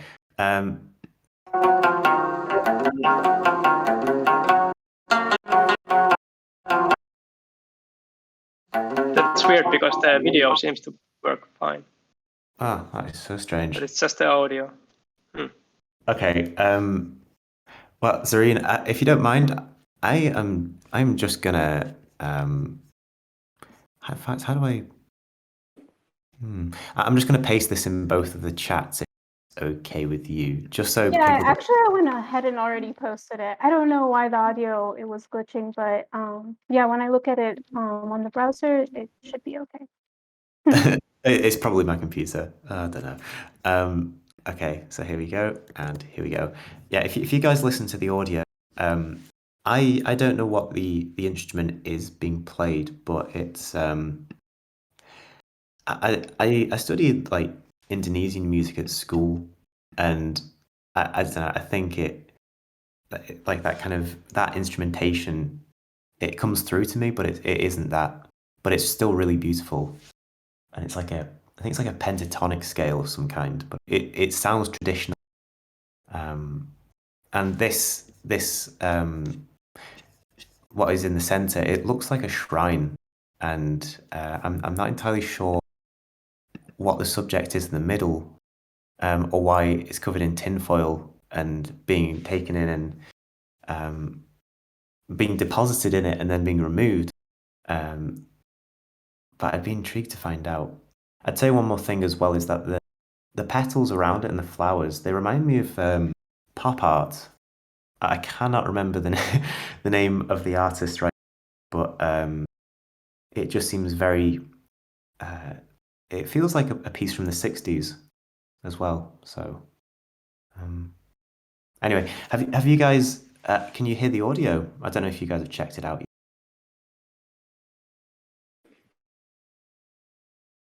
I could hear the audio. Yes, I could hear it. Mm-hmm. Yes, it's a very interesting piece. It is. Yeah, I like how it's physical and almost you can touch Yeah, it. yes, And, it has exactly. Me something too. magical behind it, even though I don't understand what's happening, and I'm super curious to hear more. Mm. Yeah. Me So too. yeah, Zareen, enlighten us, please. Um, thank you. Everything everyone said, because this is my first time ever I've talked about my literacy. Can you hear me? Yep, Yes, all clear. yes, we can hear you. Oh, okay. And yeah, okay. So Zun Sur is a Kashmiri language. It's a language that's like more or less going to go extinct. And so I just have been finding certain things from the culture and the language that I find interesting. And I kind of started this before I knew about NFTs. And then, right when I made my first one, like my first piece, stop motion piece, because I've been just doing stop motion for a year now. NFTs kind of got into my radar, and it just seemed like an interesting medium to sort of put these ideas that I've been collecting over the past couple years, and then this process of projecting and interpreting these ideas into a physical matter, and then putting it somewhere that it will be there for the record. And I don't really know where I'm going with it, but it is definitely a series, I think, and I hope it will lead to something good. Yeah, thank you. Yeah, it's kind of like a puzzle is what I'm kind of doing with it. So thank you. What was the language again? Sorry, I don't think I heard it. It's Kashmiri because I'm Kashmiri American. So Right. Okay. yeah, sorry. I guess I should say that first. That gives more context. Okay.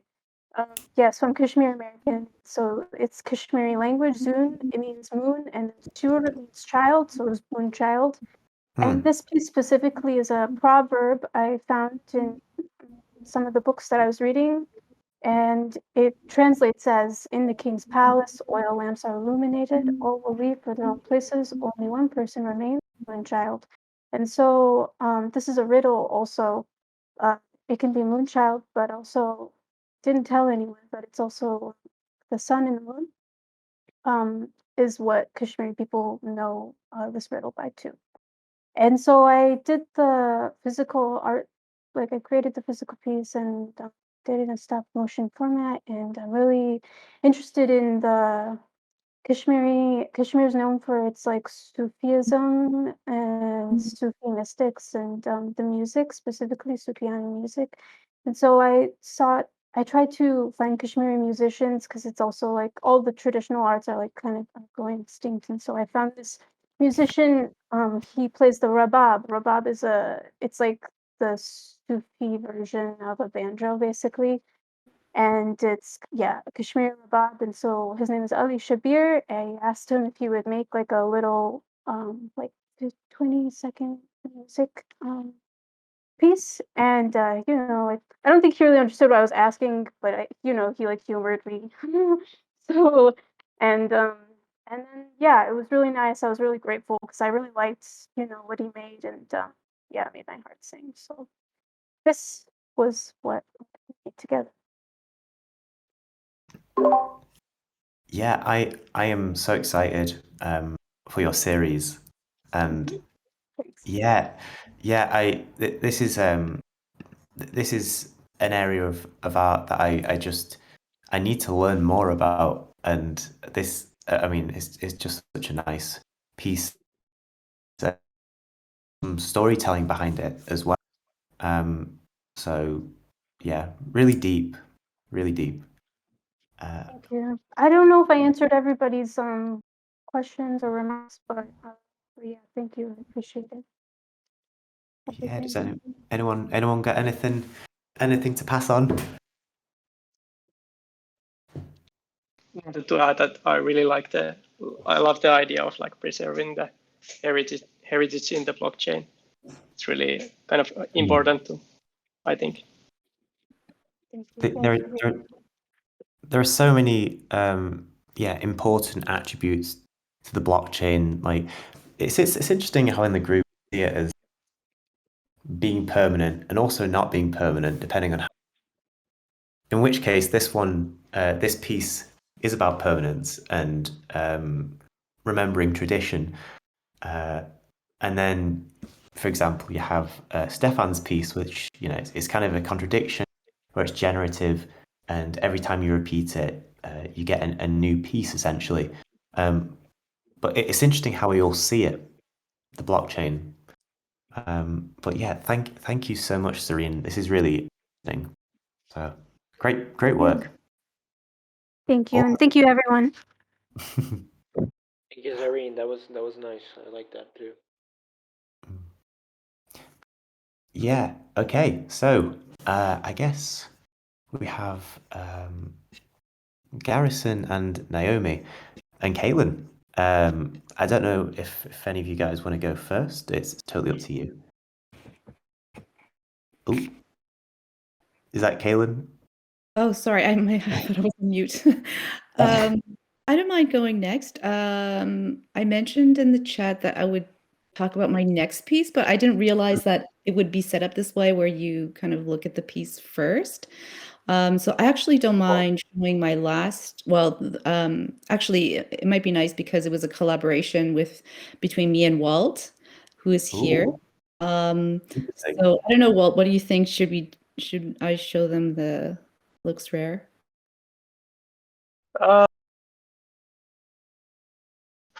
Let's go for it. I guess I have to share my screen. Yeah, no worries. How do I do this? Like this? You can send me it. I mean, if you can send it. Can I just send you the link to the link to Known Origin, I guess? Yeah. That's great. Oh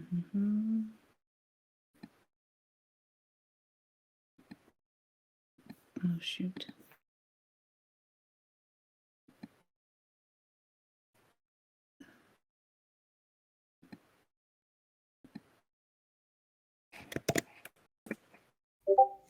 Thank you. Cool. It might take a little while to load. It's a 3D object. I don't know if my computer it's interesting. a little bit. Okay. Hold on. I think it should be fine. If I share my screen, I think I might just close some tabs on my other. Hold on. All right. Let me give this a try. Oh. Okay.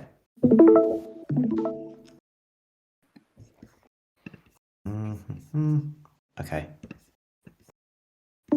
Okay, it's loaded, I think.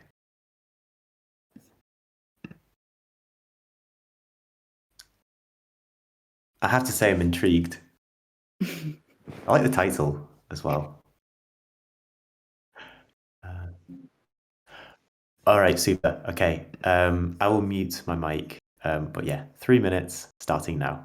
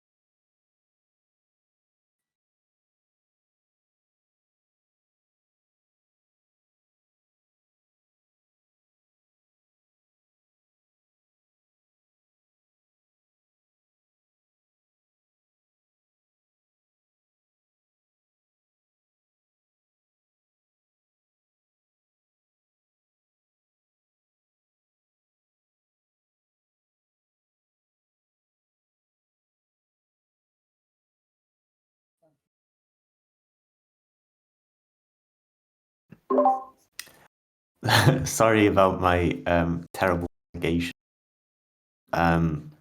Yeah, so what are you guys feeling about this? I get I think of an oxymoron. I think that is what I immediately think when I see this piece. But I'd be intrigued to see what you guys think, if you have any thoughts.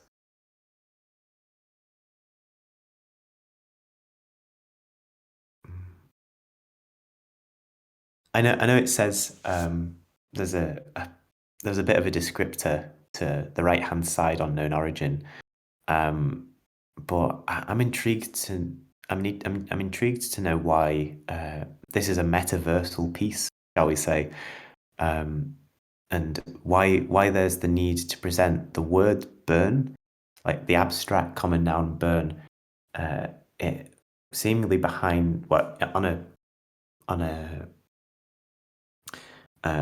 a podium of sorts, surrounded by water. I'm intrigued by that contrast, and the sunset as well is particularly striking. And I don't know. I think this is. I feel like I'd need this demystifying.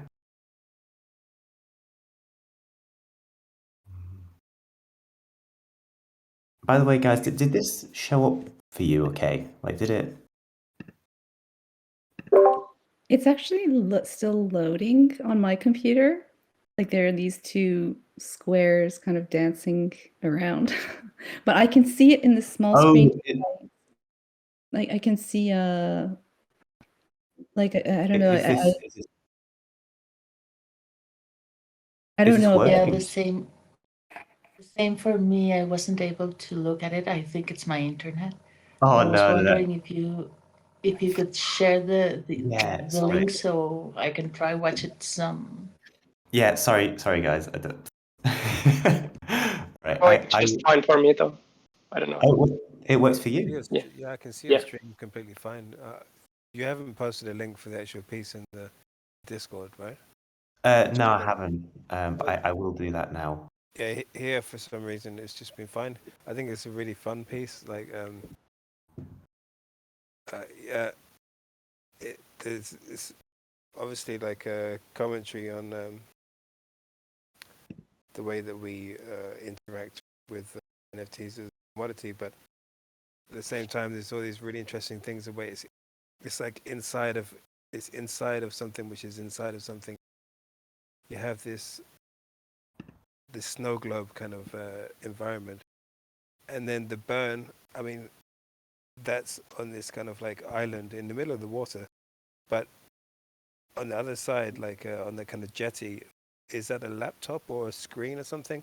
It feels to me that like you're kind of looking at the burn from that screen, so you're inside of something, looking, being a spectator through that moment, you know. Yeah. So it kind of gives me this kind of like a multi-layered idea of. I think it is a laptop. What's happening there? Yeah, like so yeah. That's what I have to say about it. I really like it. I keep on having these ideas of the Truman Show as well because of like the beautiful sunset and that's just a personal. I have to say, I was speaking with Untitled XYZ earlier today, and we just love Arium. It's just got such nice rendering, especially when it comes to like lighting effects. It's gorgeous. But yeah, well, have you guys been able to have for those that couldn't see it in the first viewing? Is it working for you now? Do you have thoughts?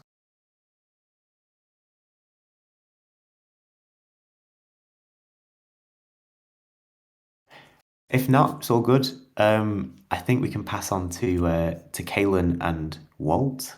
This is really cool. I've never had like a collaborative piece and a critique before. But yeah, take it away, guys.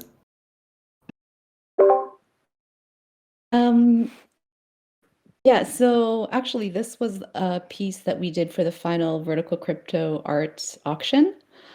And Walt was in the first cohort with me.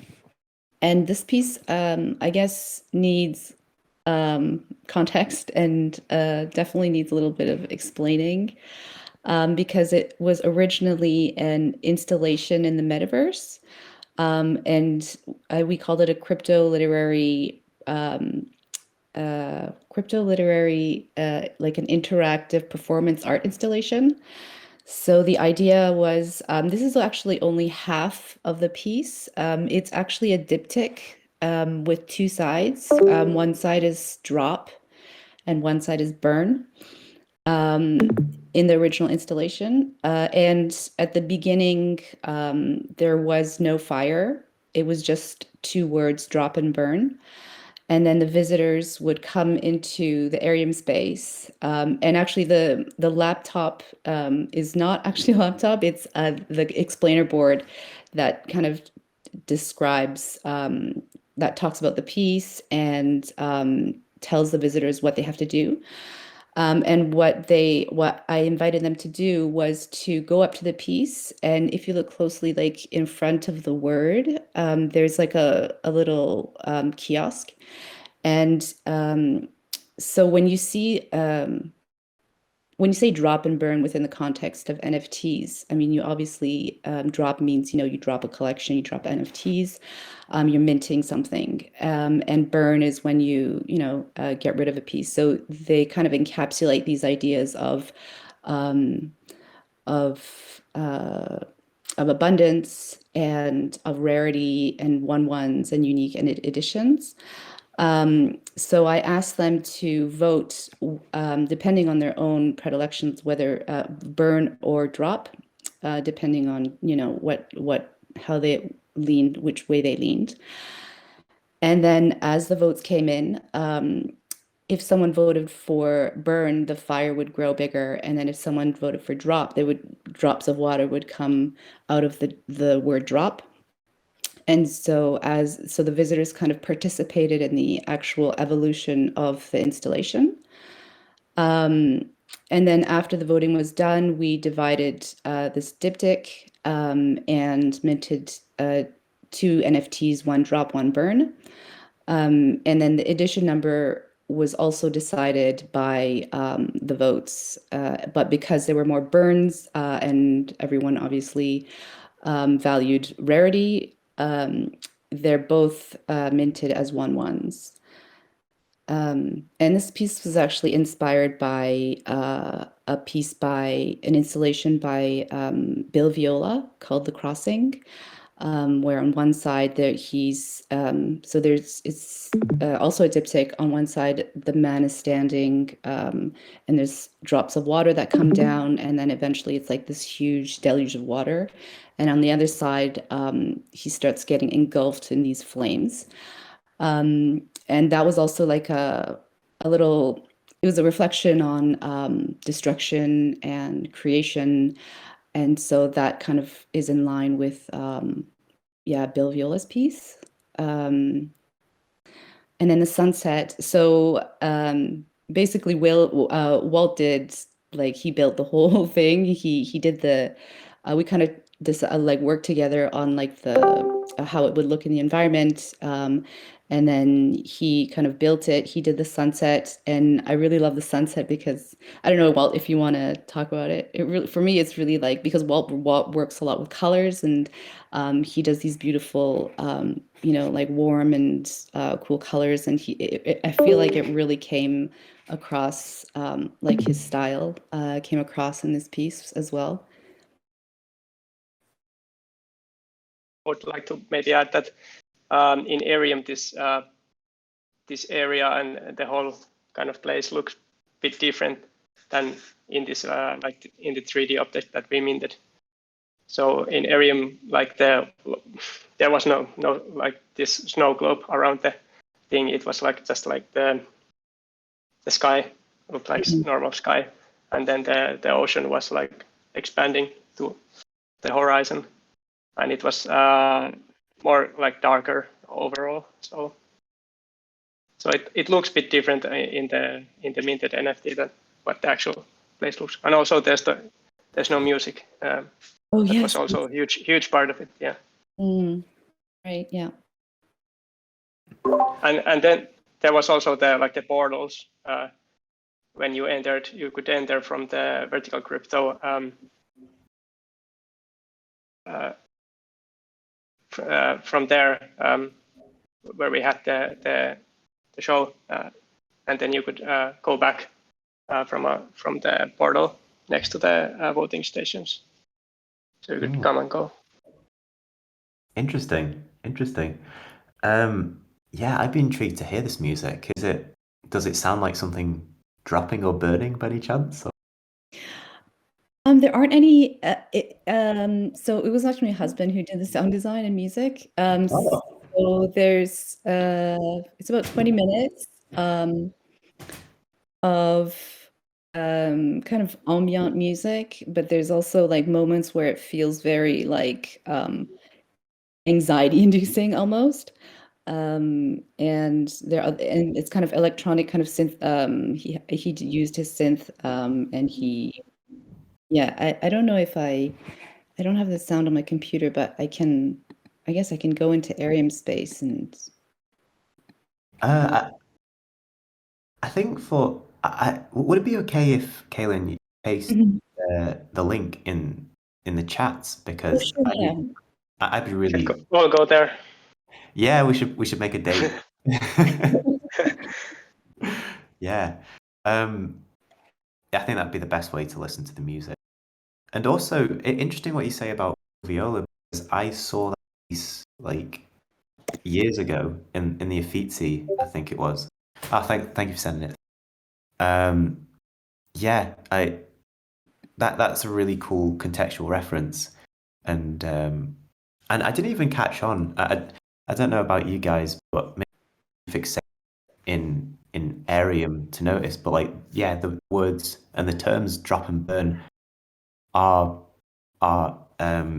like immediately in reference to minting and burning things on the blockchain, dropping them and such. And I find this is a really interesting way of presenting those terms, and it's really interesting how it's performative. Like as you say, it's kind of like with generative piece. I cannot remember Pax piece, but you know, whenever it's been held onto for too long, it'll either burn itself. This is a really cool edge to blockchain art, which I haven't seen in works prior to it, honestly.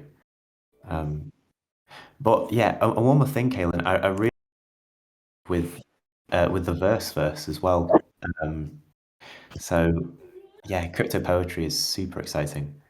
But yeah, have you guys got any comments, Kaylin and Walt? Other than that, you really want to go into the area, enjoy it.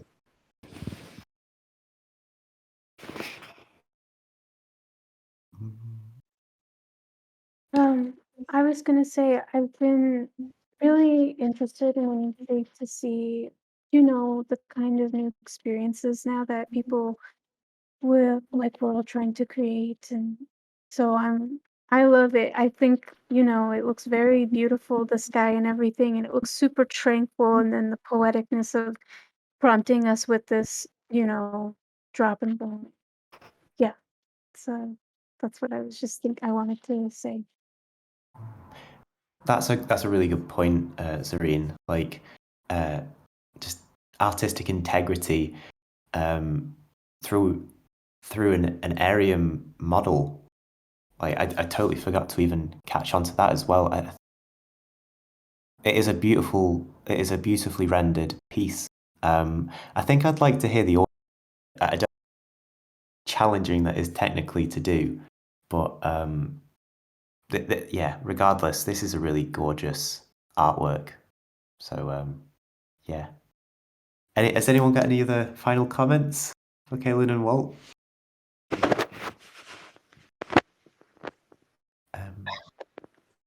All right. So yeah, thank you, Kaylin. That is really cool. So I believe our last person is Garrison. If Garrison, I don't know if you want to send me a link, or I can do my screen share. It's up to you. If you want to, of course.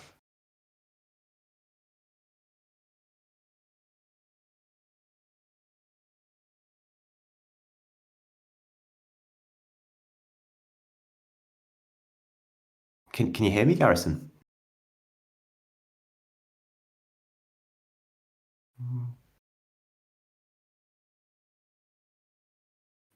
Sorry, I don't know if the mic's working, but that's okay. That's okay. I don't know if Naomi is interested in presenting.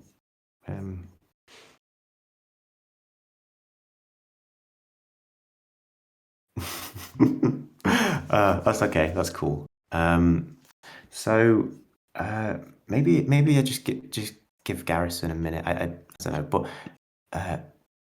I'll just see. Garrison is figuring out his microphones. Okay. No worries. No worries. I think that was just mentioned. Okay. Yeah. No worries, Garrison. We'll just give you like a few minutes. Just whatever you need. Oh yeah, and Kaylin kindly sent it to me the Arium link. So yeah, let's have fun. I can't wait to check this out over the.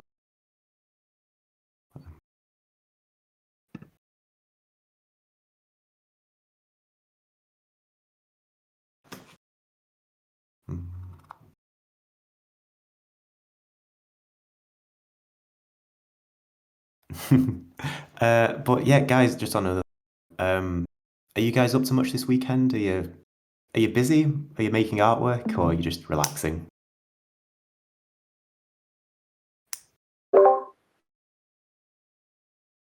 I am making some single line portraits of the members of this cohort. So I'll be busy Nice. like.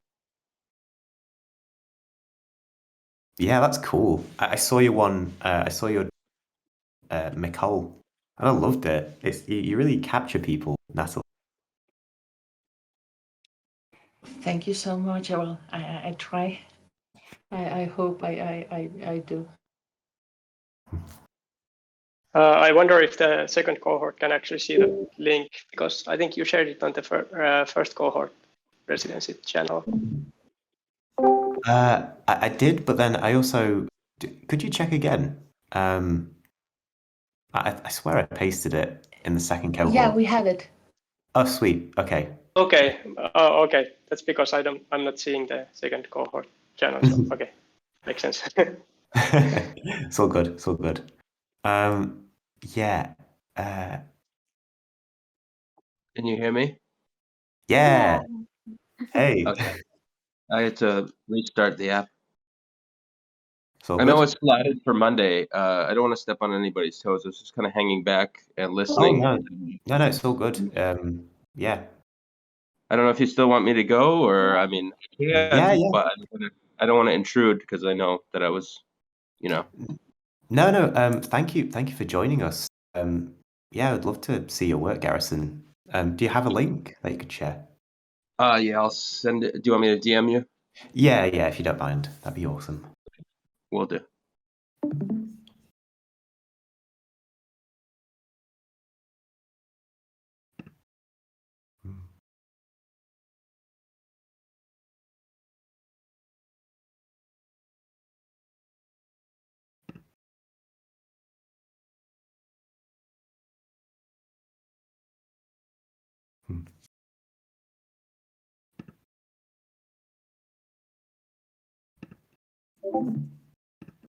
Thank you. All right. Just copy paste this.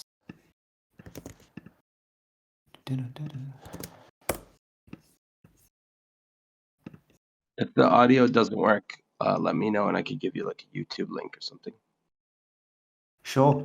I think I might, because I've had rotten luck this session with hold on, sorry. I've had rotten luck this session doing the audio. So I think I'll just paste also in both cohorts.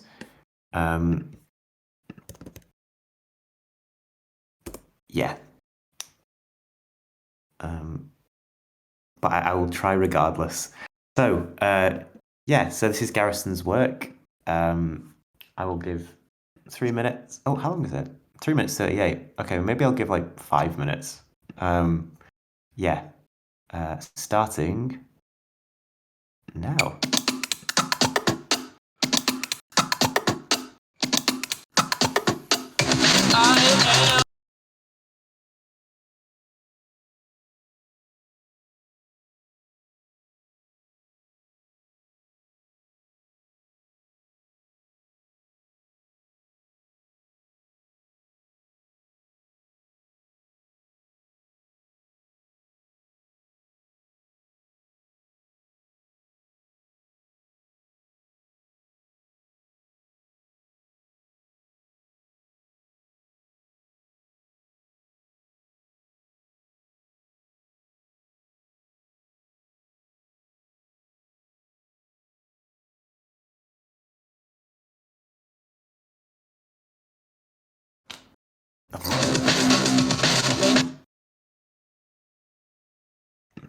My internet sucks. Sorry. I did. So yeah, this only really works if there's audio to a music video. I could choose something else Yeah. if need be. Are you guys able to hear this okay? Or is it glitchy? Let me know.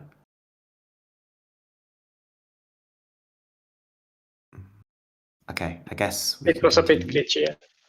A little glitchy. Okay. All right.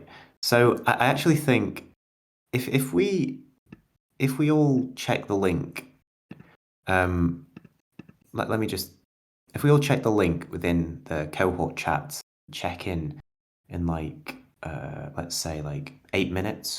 So if we give it 8 minutes and then we'll come back, I will probably I'll mute my mic. But hopefully that should give you guys some time just to listen to the music as well. Sorry about this, Garrison. Like my glorious internet. All right. So I'll see you guys in 8 minutes.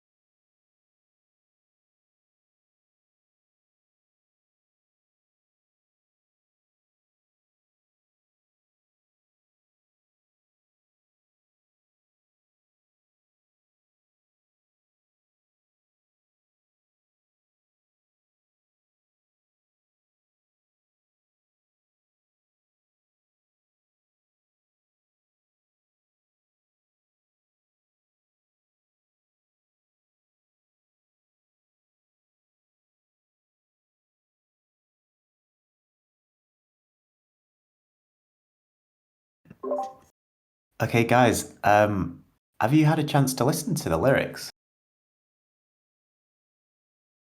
The beat goes hard, by the way.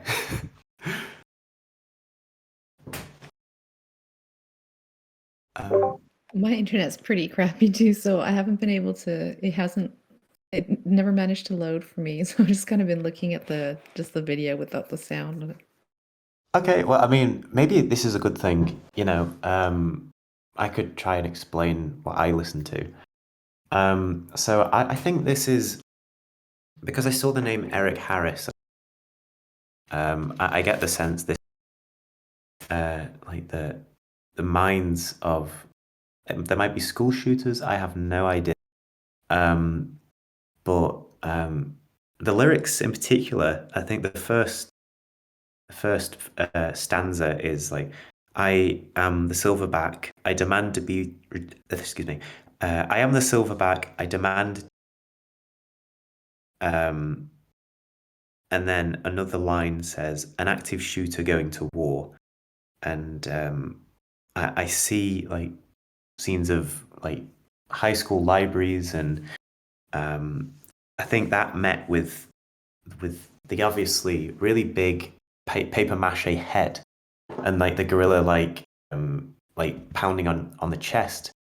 It at once seems very feverish, and like it makes you feel slightly uncomfortable, but in an intentional way.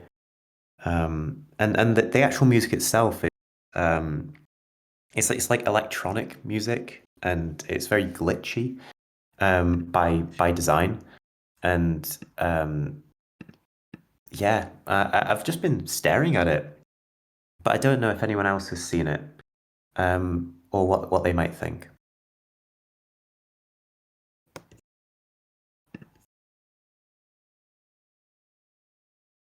I couldn't listen to it that loud because it's super late here. So, but I could hear I really like the music though. So I couldn't hear the lyrics. I mean, and I like the combination of like the different kind of like ways it was like put together. Like there was the like paper mache head, and then there was like a 3D objects and video and all this like mixed together. It's very like crypto art like. Yeah, combination. Yeah, I guess. Yeah, so much is going on. It feels. I guess when you see all these objects, like how you say, put with each other, like right now on my screen, it feels very very homemade, very I can hardly just feverish. It just adds to this kind of ominous thing that I'm seeing in front of me. And at the same time, all these transitions and edit. I'd say they're very like millennial, very like somebody who's very aware of the internet and editing, which kind of gives me another sense of the subject in question. And this person, who's this person? I don't understand why the battery is depleting either, but that was another thing. That was an overall very intriguing work. But Garrison, could you enlighten us? Yeah. Thank you for the words. You're spot on. It's like it's the basically the first person perspective. The lyrics of the first person perspective of school shooters who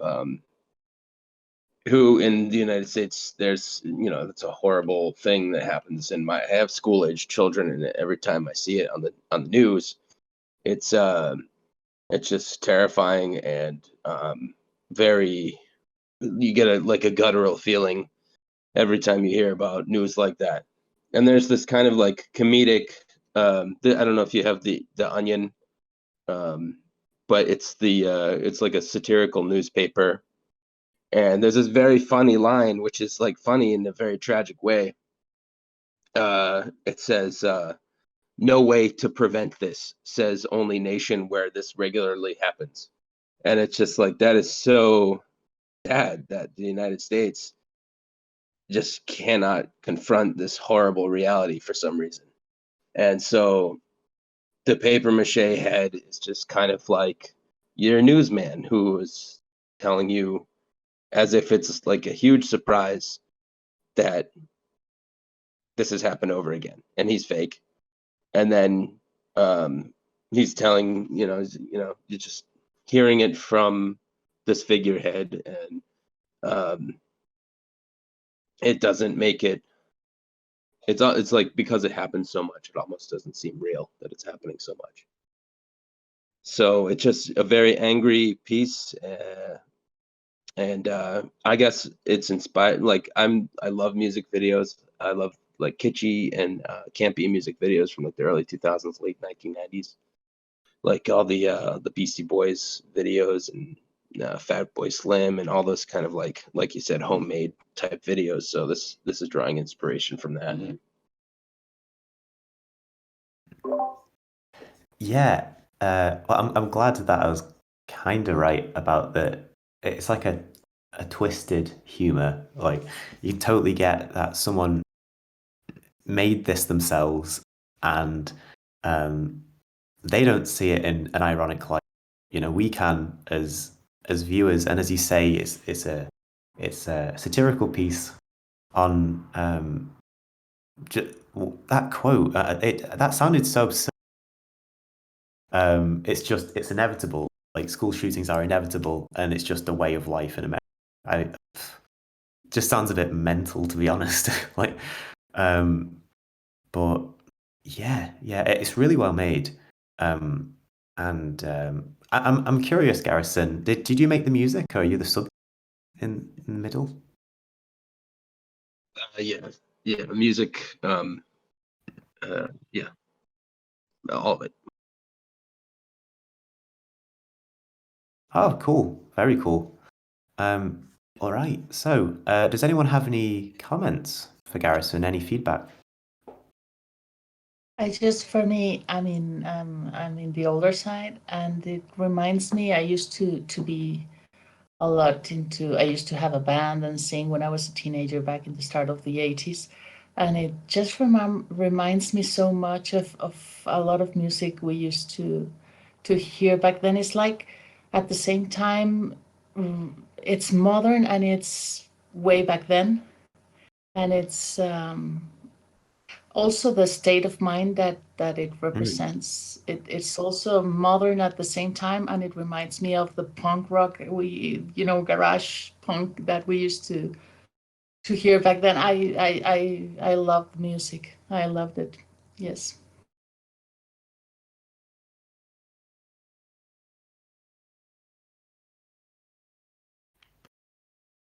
Yeah, that's a really interesting point. It does feel very present, but also kind of old musically on that front. But yeah. All right. So, oh yeah, go on, Michael. Tell him. I was just gonna say that I just thanks for posting the link. I just picked one up. It's cool. It's super cheap. It's like 0.1. All right. Cool. Well, thank you very much. Appreciate that. Yeah, it is actually. You should try just give that a little tweak.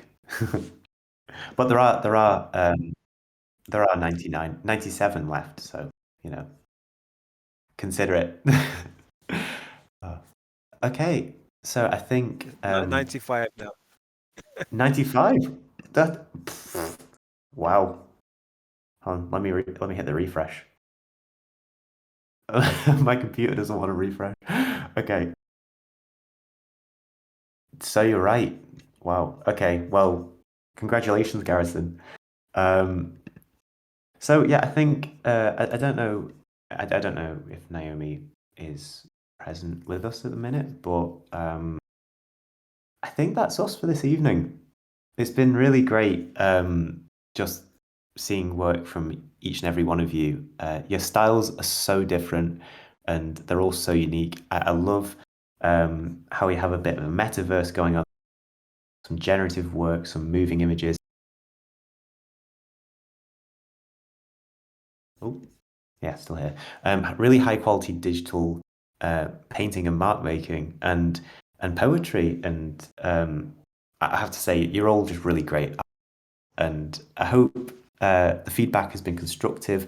I'd say 90% of an art critique is just making sure that your message has got through, because we all do it. We all get into our heads, and this is exactly how it's going to be conveyed, and it can get lost along the way.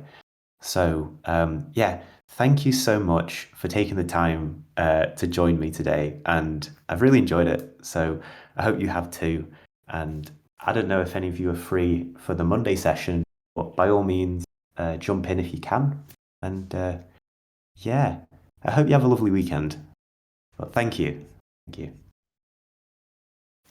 But this Thanks, Harry. was awesome. Cheers, Harry. Cheers, guys. This was a really, really. Thank you, Harry. Thank you, everyone. All right, Thank you, take Harry. care. Thank you. Thank you. Bye bye. Bye.